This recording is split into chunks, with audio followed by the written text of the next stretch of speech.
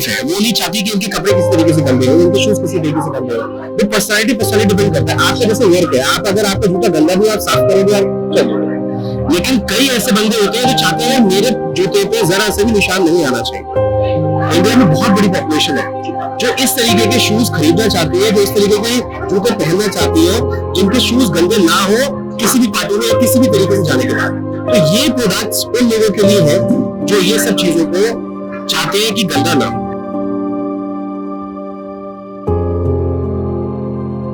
मेरा नाम विकास है और आज हमारी जो गेस्ट है मैं आपको बता दूं वो शार्क टैंक सीजन में अपना बिजनेस प्रमोट करके आए हैं। तो इसमें मैं आपको बता दूं मैं अनवा के लिए आया था जो आत्मनिर्भर वुमेन एसोसिएशन के नाम से अपना बिजनेस रन करते हैं। और यहाँ पर आप एक टैग लाइन देख रहे होंगे, मैं दिखाना चाहता हूँ, हाँ मैं भी हैशटैग खुद में हूँ सक्षम। तो मैं इनके लिए आया हुआ था। तो इनसे जो इनका मेन प्रोडक्ट है बिल्कुल मतलब जैसे कि शूज हमारे जो होते हैं इनका बिल्कुल वाटर रेजिस्टेंट प्रोडक्ट है, तो इसके बारे में जानने की कोशिश करेंगे। और जो शार्क टैंक में ये होकर आए हैं उसकी थोड़ी सी हम इनके बारे में विचार विमर्श करेंगे कि स्क्रीन पर हम जो देखते हैं वो वाकई में असल है कि नहीं है। तो सर बहुत बहुत स्वागत है, आप मुझे इतना बताइए, पहले तो आप अपने बारे में बताइए। और वो थर्ड जनरेशन है फुटवेयर के। अच्छा, मुझे आप बताइए फर्स्ट सेकंड और थर्ड जनरेशन जो है आपका उसमें डिफरेंट क्या है? फर्स्ट और सेकंड आपने डायरेक्ट थर्ड बोला, फर्स्ट सेकंड क्यों नहीं? सी एक्चुअली ये जनरेशन की बात है, ये इसकी बात नहीं, मतलब ये मेरे से पहले मेरे फोर फादर्स का काम है।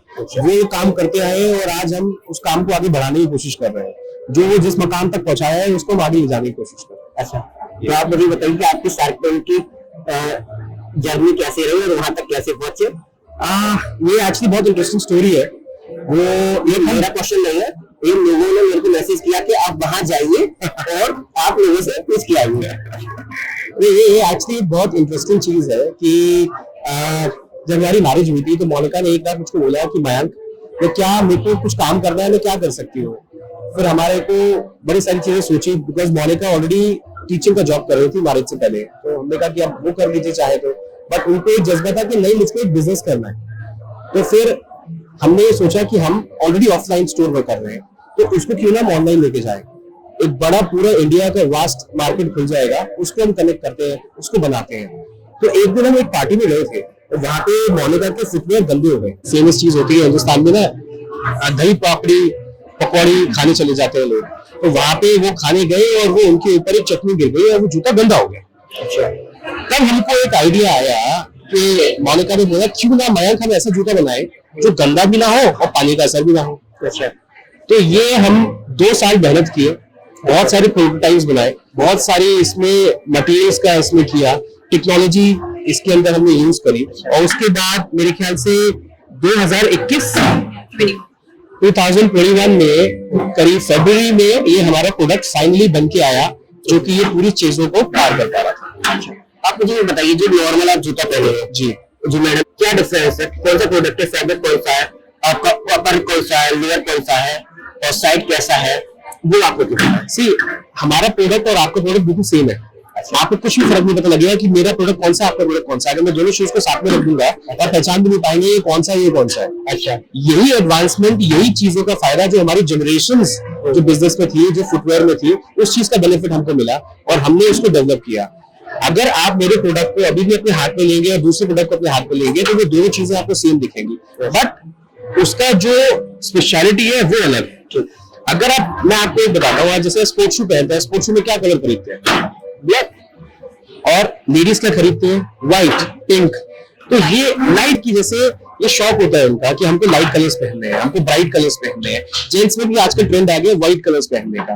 तो हम लोग को ना वो एक हमारा मोटो है, हमारा एक विजन है कि हम हिंदुस्तान में, बिकॉज मिट्टी बहुत है, गंदगी बहुत है, तो हमारे शूज ऐसे रहे कि हम घर आने के बाद उसको साफ करने का हमको सोचना हो कि हमें साफ नहीं करना, हमारा ऑलरेडी जूता साफ है। अच्छा, हमारा विजन ये है, हमारा मोटो ये है। आप बहुत अच्छी लग रही है और मैं आपसे पूछना चाहता हूँ शार्क टैंक में आपको जाकर कैसा लगा और शार्क टैंक थोड़ी सी कुछ मुझे बातें बताएं। शार्क टैंक में जाना हर किसी के लिए बहुत ही बड़ा एक्सपीरियंस है, ऐसे ही हम लोगों के लिए भी था लाइफ टाइम एक्सपीरियंस। वो कहते हैं ना, कभी कभी चीजें ऊपर वाले ने लिखी होती है और वो आपको मिल जाती है, बट आपके लिए आपको उसका रास्ता खुद ढूंढना होता है। तो वो उसी में से एक था हमारे लिए शार्क टैंक का एक्सपीरियंस। और वहां पे जाके लोगों से मिलके, लोगों के अपने एक्सपीरियंस, क्योंकि हमारे जैसे वहां पे बहुत से लोग आए थे जो अपने बिजनेसेस लेके आए थे, तो हमारे लिए ये बहुत ही अलग था। उनकी जर्नी हमने जानी, उन्होंने हमसे हमारी जर्नी जानी, तो बहुत सारे आपके कॉन्टैक्ट्स बनते हैं, आपको सीखने को मिलता है, हर किसी से सीखने को मिलता है। और मेरा ये मानना है कि लाइफ में ना आपको हर चीज हर कोई सिखा के जाता है। ऐसा कोई है ही नहीं कि आप हर किसी की जर्नी से कुछ ना कुछ सीखते ही हैं। बेसिकली शार्क टैंक देखते क्या है, प्रोडक्ट में क्या देखते हैं, प्रोडक्ट को देखते हैं, सेल को देखते हैं, क्या देखते हैं? वो कुछ डिफरेंट देखते हैं। शार्क्स इन्वेस्ट तभी करते हैं जब आपके प्रोडक्ट में कुछ उन्हें डिफरेंट दिखे, कि मतलब, क्योंकि अगर हम नॉर्मल शू लेके जाते हैं, नॉर्मल जूता, तो वो भी पहन रहे हैं, हम कोई डिफरेंस ही नहीं है।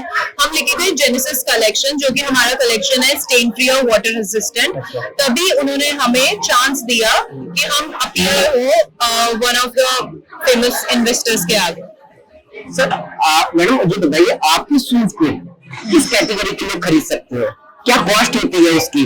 क्योंकि एक मिडिल क्लास और मेरे जैसा व्यक्ति तो कभी नहीं खरीदेगा। अगर मेरे जूते गंदे भी हो जाएंगे तो मैं दिन में 2 बार साफ कर लूंगा, गीले कपड़े से साफ कर लूंगा, लेकिन मुझे इतना पता है कि अगर वाटर रेजिस्टेंस है और स्टेन फ्री है तो उसमें कुछ हाई लेवल का होगा। प्राइस रेंज तो है, बट लेकिन वो बेनिफिट भी तो है। आप शुरुआत क्या है आपकी? हमारी शुरुआत बेसिक शूज की तो 1500 से होती है। फिर उसके बाद, क्योंकि ये डिफरेंट प्रोडक्ट है, जैसे कि आपने बोला कि आप अगर आपका नॉर्मल जूता है वो गंदा होगा तो आप 2 बार चेंज कर लेंगे, तो वो 2 बार जूते की कॉस्टिंग भी तो आप दे रहे हैं। तो इससे बेटर है आप एक जूता खरीदिए, का जूता, ठीक है, आपका 1500 रुपए का जूता 6 जोड़ी जूते आ जाएंगे। मार्केट में मेरी अलग पहचान बनेगी, नया जूता पहन के आया है, वो हर किसी की अपनी अपनी मैं इस चीज को जवाब देगी ना, तो आपको बहुत प्रॉब्लम हो जाएगी। मैं आपको बता रहा हूँ सर। अच्छा, लगता है आपकी शादी हुई नहीं है अभी। ये बात अगर आपने बोल दी ना तो उनको तो मजे आ जाएंगे। अच्छा, बट एक्चुअली मैं बताऊँ, ये ऐसा नहीं होता है। ये एक्चुअली हर एक की मार्केट अलग होती है। ये जो मार्केट है ये थोड़ी सी अलग होती है, ये थोड़ी नीश मार्केट का काम है। और इसके अंदर क्या रहता है कि जैसे जो भी आपके प्रोडक्ट्स है, अगर वो किसी भी तरीके से जैसे मैं आपको बोलता हूँ, जैसे मेरी वाइफ है, वो नहीं चाहती कि उनके कपड़े किसी तरीके से गंदे हो, उनके शूज किसी तरीके से गंदे हो। वो पर्सनैलिटी डिपेंड करता है आपका जैसे वर्क है। आप अगर आपका जूता गंदा भी आप साफ करोगे आप चल जाओगे। लेकिन कई ऐसे बंदे होते हैं जो चाहते हैं मेरे जूते पे जरा से भी निशान नहीं आना चाहिए। इंडिया में बहुत बड़ी पॉपुलेशन है जो इस तरीके के शूज खरीदना चाहती है, जो इस तरीके के जूते पहनना चाहती है, जिनके शूज गंदे ना हो किसी भी पार्टी में या किसी भी तरीके से जाने के बाद।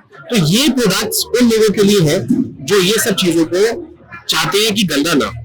अच्छा, तो मुझे आप बताइए कि नॉर्मल जो एमबीए करने वाले लड़के जो होते हैं वो आजकल मार्केट में दर दर की भटक रहे हैं, उनको क्या करना चाहिए?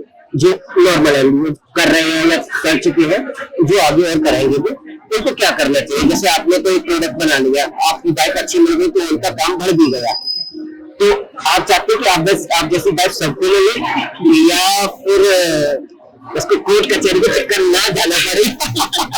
देखिए ये एक्चुअली बहुत ही इंटरेस्टिंग और बड़ा टिपिकल सवाल है।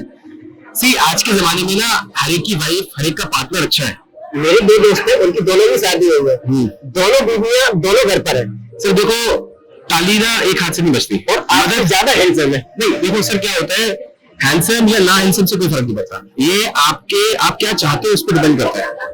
आप जैसे बोले कि जो लोग एमबीए करे हुए हैं या उनके पास जॉब नहीं है, जो ऐसे घूम रहे हैं, वो क्या करें? देखिए आज के टाइम में सरकार बहुत ज्यादा बेनिफिट कर रही है आपको कोई भी नया बिजनेस खोलने में।